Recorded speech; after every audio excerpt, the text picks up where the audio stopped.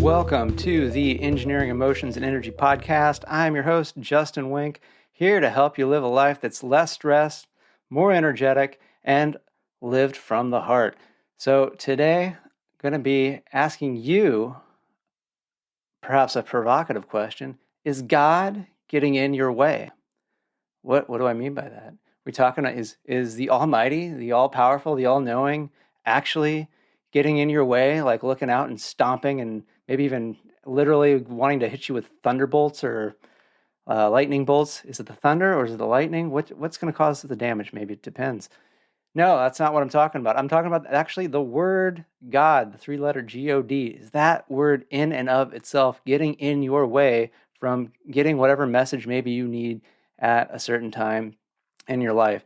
And I ask this because I was listening to one of my mentors, Jim Fortin, talking to someone on a coaching call, and she said she was having a real hard time reading the complete works of Florence Scovel Shinn, which is a phenomenal book. If you're like, oh man, I just wish money was easier. I wish things came my way a lot with a lot less challenge and a lot more ease.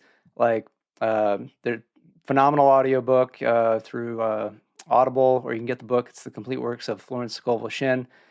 The thing is that this was written in like the 20s, the 1920s. And I've listened to this audiobook probably two or three times now. And when I'm able to take on the beliefs and the teachings of this, my life gets a lot more easy and things just kind of like come into my life. It's really, really cool. The thing is that since it was written in the 1920s, anything used to describe something sort of like, outside of ourselves, the word God is often referred to. And there is often many, many stories that refer to the Christian Bible.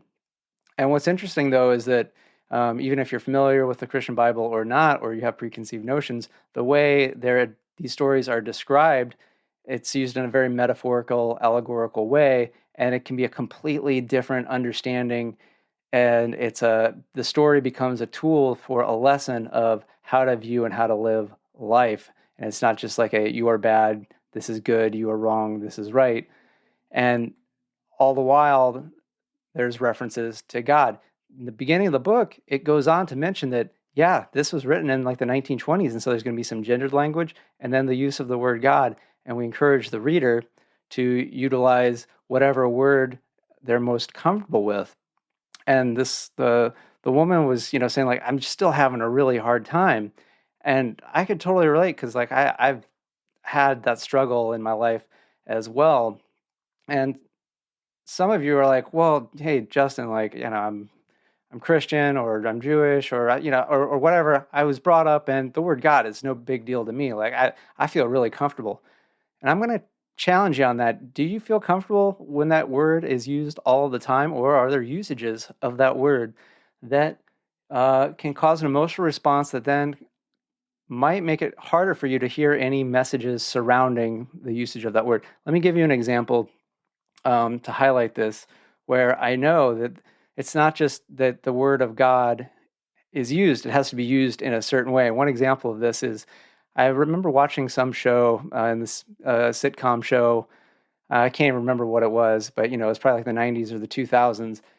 And one character was saying to another, it was a bit adult in nature, but it was still a network show, so there's still standards and practices. And this is about the time where they're starting to like push the edge and things like that. Like South Park had been on Comedy Central cable, and they've been pushing the edges, but they still would bleep out the shit and the fuck and the motherfuckers and stuff like that. Oh yeah, this is an explicit show, so I can say whatever I want here. There are consequences to what I say. Like if you don't like it, you will probably not listen, and that's okay. We forget free speech means you're free from government incarceration because of the speech. It doesn't mean that you're free from any consequences of what you say. So going back to this show, one character says the other character something like, oh, that bitch is a damn mess. And it comes up again like, oh, these damn mother... and you're probably going like, what, did the audio just go out? What's going on there?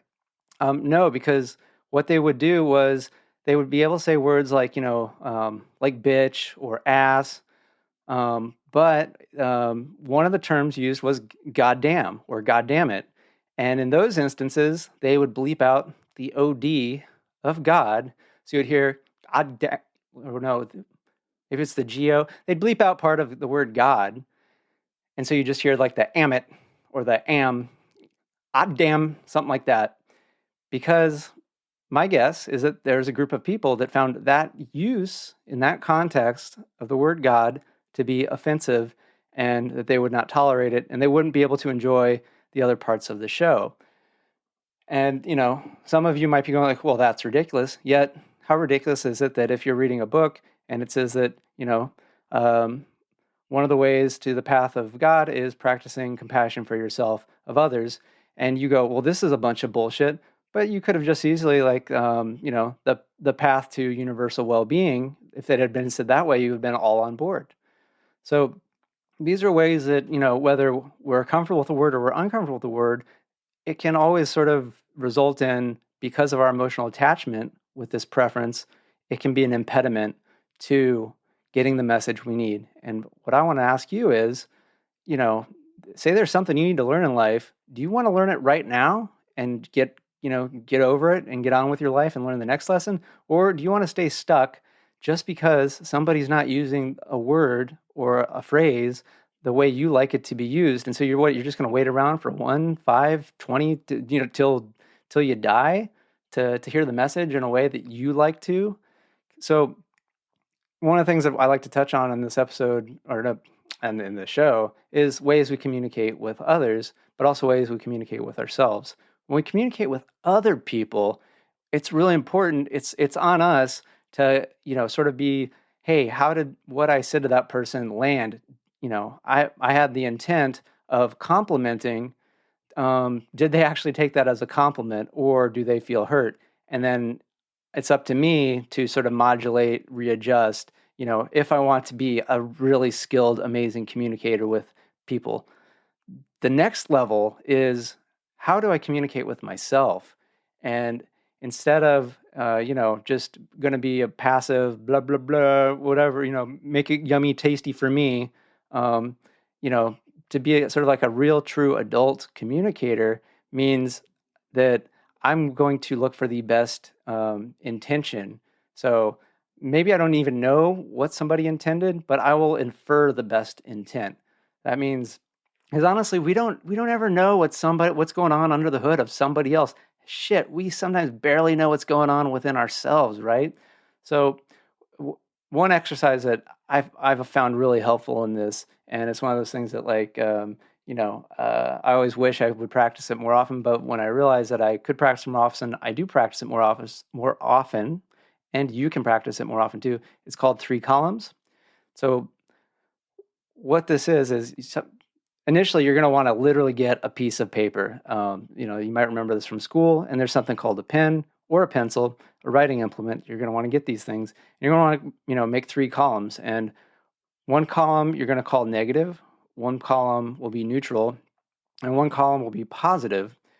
And whenever something happens, say, I always like to start with simple things like, someone cuts you off in traffic. Usually we're really good at that negative column. Like, person's an asshole, right? Person's rude. This person doesn't like me, so they cut me off, right? Easy. That one's easy. Next, neutral. Something neutral, like that person just didn't notice me, and as soon as they did, they were on their way. Kind of neutral, nothing good, nothing bad. The other one is that person was having an emergency and a crisis, and they just had to get to the hospital because a baby was being born, and they saw me, and it broke their heart. Oh, they were just so frustrated that they had to get in front of me, and they did their best to wave, but they were also wanting to make sure they got there safely, so they couldn't get their hand from the wheel to do that polite little wave thing that says, "I'm sorry that I cut you off," and then they were gone because they didn't want to miss the birth of their firstborn child. Positive, so we don't really ever know what somebody's intending when they're communicating with us. So why don't we pick the most positive thing? And so this goes with, either hearing talks or reading literature. When somebody is using the word God you know, they might not have the same meaning of that term God that maybe you might have a negative feeling about, right? Like you might have grown up where people that use that term ended up treating people really, really awfully, like, doing harmful things and being greedy and all sorts of things. Whereas the person who wrote this book might not live that way at all, and they might associate the word God with being giving, being compassionate, love, understanding, humility. And so, what if we were to just assume those things and try to listen to the message that's trying to go and not let that word be a block? So how how do we do this, right? Because if you've done any 12-step work or familiar with it, or even if you're not, one of the things that is part of the 12 steps is to sort of realize that there's a power greater than yourself. And so when I would do 12-step work, mostly through Al-Anon, which is really, really great if you, are a family or friend of anyone, undergoing alcoholic or other addictive type behaviors. Al-Anon is a great free, to take a couple dollars here and there support group. And I'm sure that what's probably even greater, some things are a blessing with the COVID things. Like, I bet you can just find online meetings like super easy now. You don't have to leave your house and go to some weird place. And, so they tell you like, hey, whatever the power greater than yourself is, like, just use that. If it's God, great. If it's a rock, fantastic. If it's the ocean, whatever. But really, this is something where you can train your mind.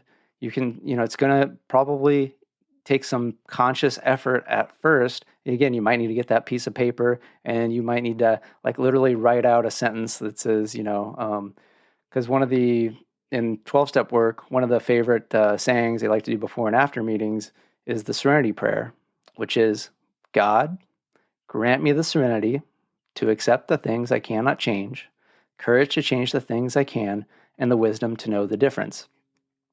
And so if you just left off that first word, there's a lot of good, solid things there. Like, grant me the courage to change,